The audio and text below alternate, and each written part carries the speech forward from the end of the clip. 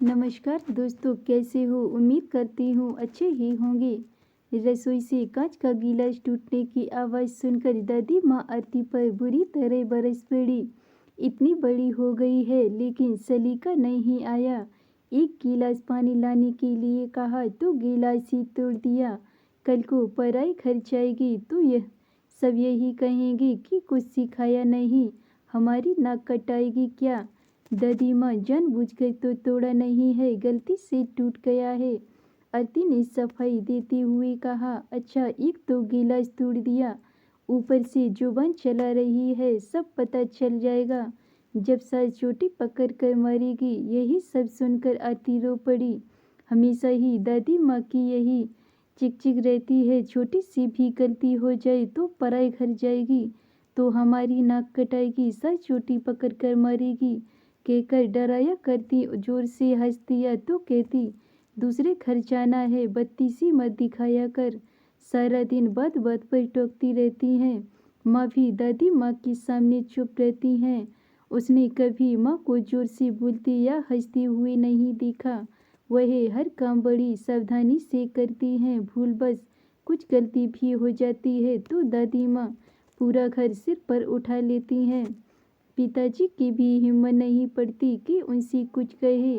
यही भी बचपन से ही दादी माँ की इस टोका टाकी से आरती के कोमल मन में पराया घर और सास का भय समा गया। जब भी घर में उसकी शादी की चर्चा होती तो वह घबरा जाती। माँ का चेहरा सामने आ जाता कि शादी के बाद उसका भी यही हाल होगा। शादी के नाम से ही चिढ़ हो गई उसे। एक दिन उसे लड़के वाले देखने आई और पसंद भी कर लिया। फिर शीघ्र ही विवाह भी हो गया। सास और पराई घर का भय अब उसे और सताने लगा। विदा होकर जब कार में बैठी तो घबराहट की वजह से उसका बुरा हाल था। द्वार की रस्म के समय भी वह बुरी तरह कांप रही थी। उसको कांपते हुए देखकर बुआ सास ने कहा, क्या बात है बहू, तुम इतना कांप क्यों रही हो? क्या तबीयत खराब है तुम्हारी?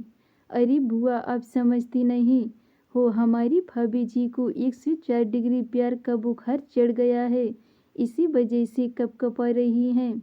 पीछे खड़े देवर अमर ने जब यह बात कही तो सब हंस पड़े, लेकिन आरती को हंसी नहीं आई।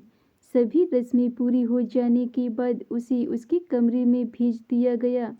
थोड़ी देर बाद उसके पति अनुज भी कमरे में आ गए, लेकिन वह उनसे भी कुछ नहीं बोली। उसे गुमसुम देखकर अनुज ने प्यार भरी आवाज में कहा, तुम इतनी चुप क्यों हो, कुछ बोलती क्यों नहीं? लेकिन वही तो बुरी तरह डर रही थी। उसकी आवाज़ या हंसी कमरे से बाहर चली गई तो क्या होगा, सब लोग क्या कहेंगे? वह पूरी रात ठीक से सो भी नहीं पाई। उसे सुबह की चिंता थी कि कहीं देर से आँख खुली तो उसकी दादी माँ की तरह सास भी उसको डांटने न लग जाए। यही सब सोचते सोचते पता नहीं कब उसकी आँख लग गई। सुबह जब वह हड़बड़ा कर उठी और सामने घड़ी पर नजर डाली तो सुबह के 8 बज रहे थे। अनुज उठ चुके थे। मारी टरकी उसके आंसू निकल पड़े। तभी दरवाजे पर दस्तक देते हुए उसकी ननद अनु की आवाज आई, भाभी जी, अगर नींद पूरी हो गई हो तो कृपया उठने का कष्ट करें, सब लोग आपके हाथ की चाय पीना चाहते हैं। कमरे से आरती के रोने की आवाज़ सुनकर अनु घबरा गई। अंदर जाकर आरती के आंसू पोंछते हुए बोली, सॉरी भाभी, मुझे नहीं मालूम था कि तुम इतनी इमोशनल हो। मुझे तो मजाक करने की आदत है। फिर बाईं आंख मारती हुई बोली, मैं भी पूरी पागल हूँ। तुम पूरी रात जागी हो और मैंने तुम्हें डिस्टर्ब कर दिया। बड़ी मुश्किल से अपने आंसुओं को पोंछती हुई आरती बोली, दीदी, मैं आपकी बात की वजह से नहीं रो रही हूँ। मुझे डर लग रहा है, उठने में इतनी देर हो गई है, कहीं माँ जी नाराज तो नहीं होंगी। हंसते हुए अनु बोली, भाभी, तुमने तो मुझे डरा ही दिया था।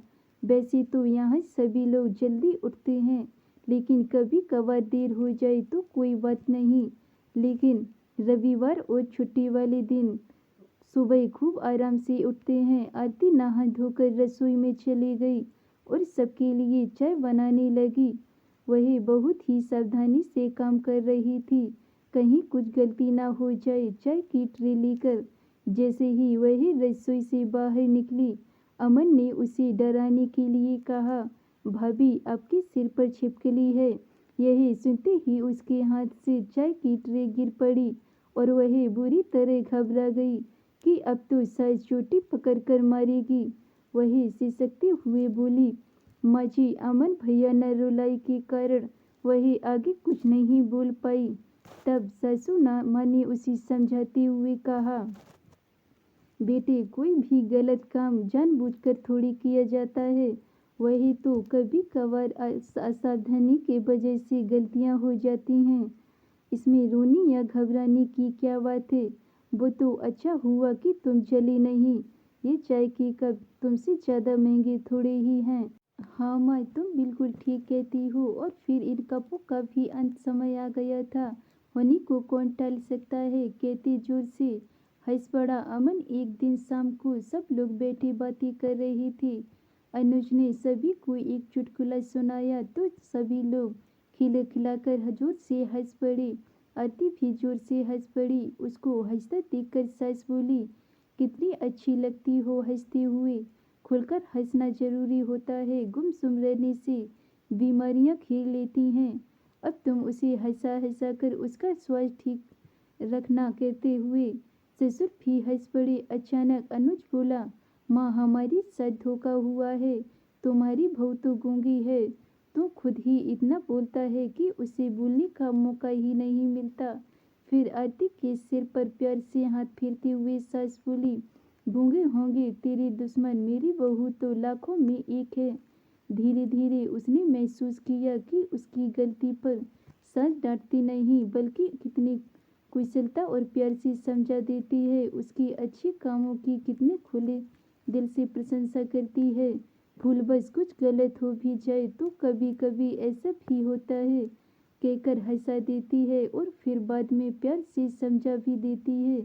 धीरे धीरे आरती के दिल से पराया घर और सास नाम का भय पूरी तरह खत्म हो गया।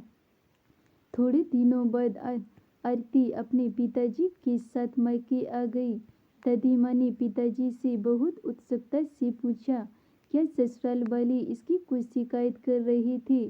पिताजी ने हंसते हुए बताया, नहीं तो वह सब तो इसकी प्रशंसा कर रहे थे। सच तो कह रही थी कि इतनी अच्छी बहू तो नसीब वालों को ही मिलती है। वह तो इसे आने नहीं दे रही थी, कह रही थी कि इसके जाने से घर सूना हो जाएगा। सारे दिन हंसती खिलखिलाती रहती है। यही सुनकर दादी माँ आश्चर्य से आरती को देखने लगी। आरती दादी माँ की गले से लिपटकर रोने का नाटक करते हुए बोली, और हाँ, मेरी सास रोज चोटी पकड़कर मुझे मारती भी थी। यही सुनकर दादी माँ सहित माँ और पिताजी भी जोर से हंस पड़े। धन्यवाद दोस्तों। अगर ये मेरी कहानी आपको पसंद आई हो तो वीडियो को लाइक, कमेंट, शेयर जरूर करें और चैनल को सब्सक्राइब करें।